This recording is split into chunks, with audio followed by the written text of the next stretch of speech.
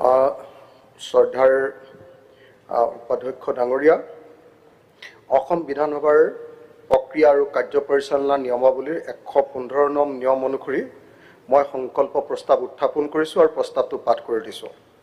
মোৰ প্ৰস্তাৱটো হ'ল, অসমৰ চৰকাৰী কৰ্মচাৰীসকলে পূৰ্বৰ পৰা অৱসৰকালীন জীৱনৰ বাবে চৰকাৰী পেঞ্চন লাভ কৰি আহিছিল। কিন্তু 2005 চনৰ 1 ফেব্ৰুৱাৰীৰ পৰা শিক্ষক কৰ্মচাৰীসকলৰ বাবে অসমত পুৰণি পেঞ্চন ব্যৱস্থাৰ পৰিৱৰ্তে নতুন ৰাষ্ট্ৰীয় পেঞ্চন ব্যৱস্থা NPS আৰম্ভ হ'ল আৰু কৰ্মচাৰীসকলৰ অৱসৰকালীন জীৱনৰ সামাজিক সুৰক্ষা নাইকিয়া হ'ল।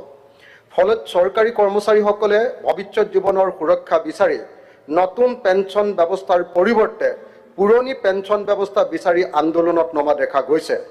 আনহাতে ভাৰত তথা অসম চৰকাৰে ঘোষণা কৰিছে যে সংযুক্ত পেঞ্চন ব্যৱস্থা প্ৰৱৰ্তন কৰা হ'ব।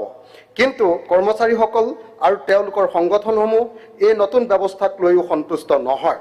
অসমৰ চৰকাৰী কৰ্মচাৰীসকলৰ ভৱিষ্যত সুৰক্ষাৰ বাবে আৰু জীৱনৰ কৰ্মঠ সময়খিনি চৰকাৰী তথা ৰাজহুৱা জীৱনৰ কাৰণে সমৰ্পণ কৰাৰ স্বীকৃতি স্বৰূপে অসমৰ সকলো চৰকাৰী শিক্ষক কৰ্মচাৰীৰ বাবে পুৰণি পেঞ্চন ব্যৱস্থা OPS প্ৰৱৰ্তন কৰাৰ প্ৰস্তাৱ অসম বিধানসভাত গ্ৰহণ কৰোৱা হওক। মই মোৰ প্ৰস্তাৱটোৰ সপক্ষে কিছু বক্তব্য দাঙি ধৰিব খুজিছোঁ। উপাধ্যক্ষ ডাঙৰীয়া, ইয়াৰ পূৰ্বেও মই দুবাৰ কিয় NPS নালাগে আৰু কিয় OPS লাগে এই সম্পৰ্কে বক্তব্য আগবঢ়াইছিলোঁ। কেন্দ্ৰীয় চৰকাৰে ইতিমধ্যে NPSৰ অল্টাৰনেটিভ হিচাপত আৰু এটা বস্তু আনিছে, তাক UPS বুলি কৈছে। আৰু এই UPSটো যোৱা 26 জানুৱাৰী তাৰিখৰ দিনা অসমৰ মাননীয় মুখ্যমন্ত্ৰী ডাঙৰীয়াই কৈছে যে অসমতো এতিয়া NPS নহয় UPS আমি আৰম্ভ কৰিম।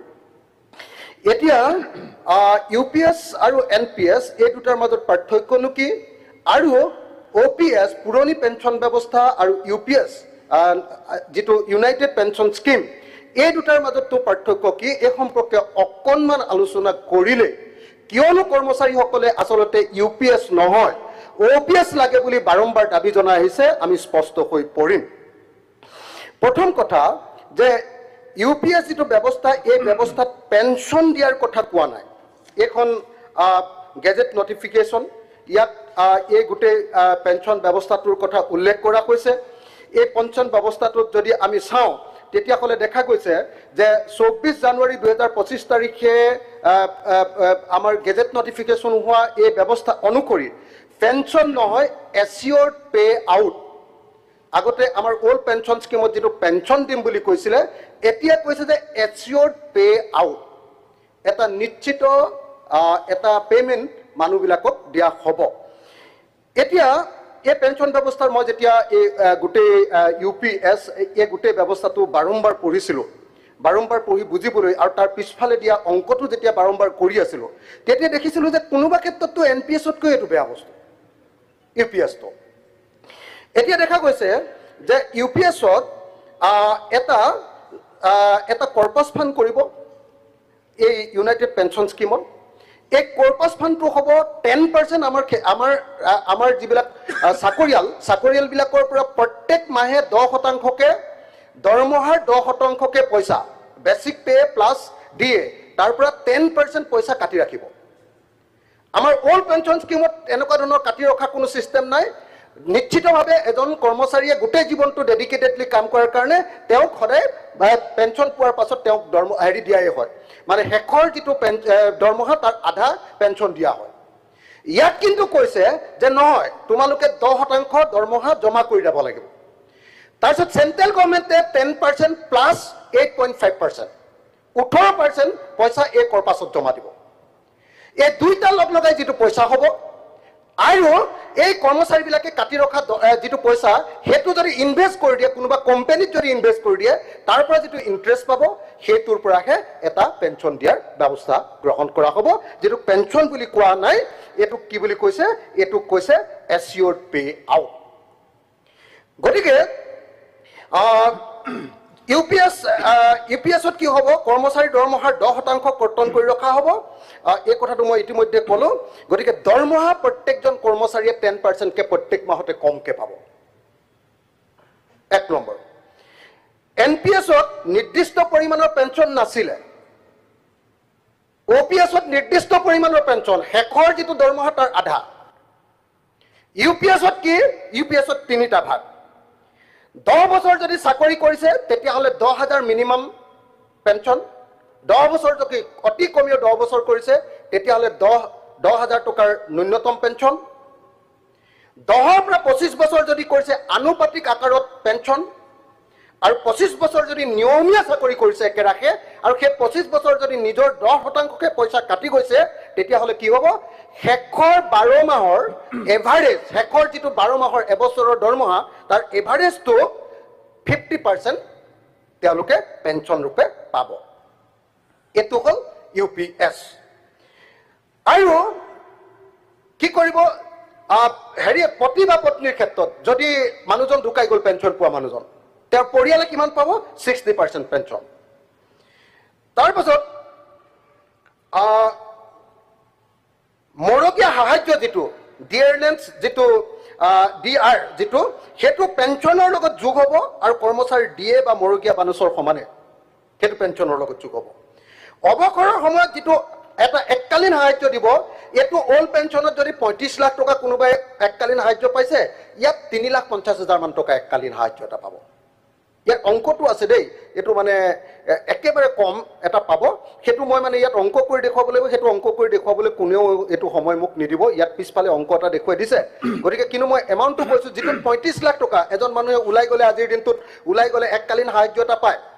তো সেইটো ইয়াত 35 লাখ টকা যিজন মানুহে আজিৰ দিনটোত পাব পেঞ্চন পালে, সেইটো ইয়াত গৈ আকৌ 3,50,000 মান টকাহে পাব।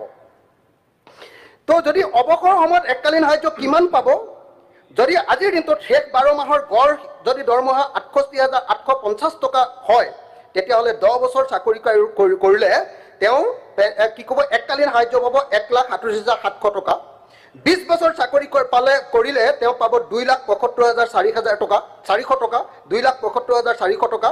আৰু 25 বছৰ চাকৰি কৰাৰ পাছতে 25 বছৰ চাকৰি কৰি ওলাই গ'লে মানুহজনে পাব 3,44,250 টকা। যিটো এতিয়া 25 বছৰ চাকৰি কৰিলে 35 লাখ মান টকা পায় মানুহ এজনে এইটো দৰমহাত। গতিকে এইটো ভয়ানক সাংঘাতিক ধৰণৰ কথা এটা। UPS-ত OPS-ৰ দৰে গ্ৰেচুইটিৰ ব্যৱস্থাও নাই আৰু নাই GPF-ৰ ব্যৱস্থাও। GPF-ও নিদিয়ে আৰু গ্ৰেচুইটিও নিদিয়ে।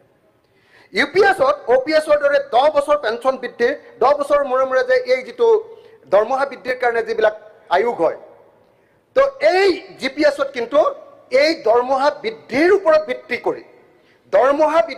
ভিত্তি কৰি পেঞ্চন বৃদ্ধিৰ যিটো ব্যৱস্থা, এই ব্যৱস্থাটো নাই। কাৰণ আগতে দৰমহাৰ পৰা 10% যে কাটিছিলে তাৰ ওপৰতে পেঞ্চন দিব। গতিকে নতুনকে যিটো দৰমহা বৃদ্ধি হ'ব তাত কোনো ধৰণৰ এনহান্সমেণ্ট, পেঞ্চনৰ এনহান্সমেণ্ট নাই। গতিকে এজন কৰ্মচাৰীয়ে খালি ইয়াত এটাই সুবিধা NPS-তকে, NPS-ত কৰিলে কোনোবাই 2,000 টকাও পেঞ্চন পায়। ইয়াত ফিক্স কিন্তু 10 বছৰ কাম কৰিলে, মিনিমাম 10 বছৰ কিন্তু কাম কৰিলেহে পাব। 10 বছৰ কাম কৰিলে ফিক্স তেওঁ 10,000 টকা এটাৰ পেঞ্চন পাব। কিন্তু 10,000 টকাৰ পেঞ্চনটো অকণমান ডাঙৰ যেন লাগিব পাৰে, কিন্তু এতিয়া আজিৰ দিনটোত যিবিলাক মানুহে চাকৰিত অংশগ্ৰহণ কৰিছে, তেওঁ 10 বছৰৰ পাছত যদি 10,000 টকা পেঞ্চন পায়, সেইটো আজিৰ দিনটোৰ 1,000 টকা মান হ'বগৈ। আজিৰ দিনটোৰ 1,000 টকা মান হ'ব। এই যে দৰমহা বৃদ্ধিৰ লগত এই যে ডিয়াৰনেন্স এলাউন্স থাকে, দৰমহা বৃদ্ধিৰ লগত মূল্য বৃদ্ধিৰ যিটো সম্পৰ্ক, এই সম্পৰ্কটোৰ ভিত্তিত যে প্ৰত্যেক 10 বছৰৰ মূৰে মূৰে দৰমহা বৃদ্ধিৰ যিটো সিদ্ধান্ত, সেই সিদ্ধান্ত অনুসৰি পেঞ্চন বৃদ্ধিৰ কোনো ব্যৱস্থা নাই কাৰণে টকা 10,000 পালেও সেইটো গৈ আল্টিমেটলি 1,000 টকাৰ নিচিনা হ'ব। গতিকে UPS চিষ্টেমটো এটা ভয়ানক এটা চিষ্টেম। ক'ৰবাত সেইকাৰণে NPS-তকৈ ই ভয়ানক। ক'ত ভয়ানক? NPS চিষ্টেমত যিটো 10% পইচা আপুনি দৰমহাৰ পৰা কাটি যাব, সেইটো আপুনি যিদিনা ৰিটায়াৰ কৰিব সেই 10% পইচাটো একেলগতে আপুনি ঘূৰাই পাব। গতিকে যাবৰ সময়ত আপুনি অন্ততঃ 20 লাখ টকা এটা পাই যাব। ইয়াত কিমান পাব? 25 বছৰ চাকৰি কৰি যাবৰ সময়ত আপুনি 3,44,250 টকা পাব। গতিকে যিসকল কৰ্মচাৰী আপোনালোকে চাব দে 60 বছৰ বা 65 বছৰলৈকে চাকৰি কৰে আজিকালি, গোটেই জীৱনৰ আটাইতকৈ ভাল সময়খিনি চৰকাৰৰ কাৰণে দিলে, ৰাইজৰ কাৰণে দি দিলে। আৰু যি সময়ত তেওঁ কাম কৰিব নোৱাৰে, 65 ইয়াৰ্ছ হ'ল, তেওঁ যি সময়ত একদম মানে তেওঁৰ জীৱনটোৱে তেতিয়া অলস হৈ গ'ল আৰু তেওঁ ক্ৰিয়েটিভিটি নাইকিয়া হৈ গ'ল, তেওঁ কষ্ট কৰিব নোৱাৰা হৈ গ'ল, গোটেই জীৱনৰ ভাল ক্ৰিয়েটিভ সময়খিনি সমাজৰ কাৰণে দি দিলে, সেই মানুহজনক তেতিয়া তেতিয়াৰ মূল্যৰ হাৰত যদি টকা 1000 পেঞ্চন দিয়ে 10,000 হ'ব এইটো আজিৰ দিনৰ 1000 মানে সেইটো যদি পেঞ্চন দিয়ে তেতিয়াহ'লে সেই মানুহজনে আমাৰ এতিয়া এই যে 250 টকাৰ বৃদ্ধ পেঞ্চন পোৱাৰ নিচিনা অৱস্থা হ'ব গতিকে এইটো এটা ভয়ানক কথা সেইকাৰণে মই NPS-ত থকাসকলে অৱসৰকালীন সা সুবিধা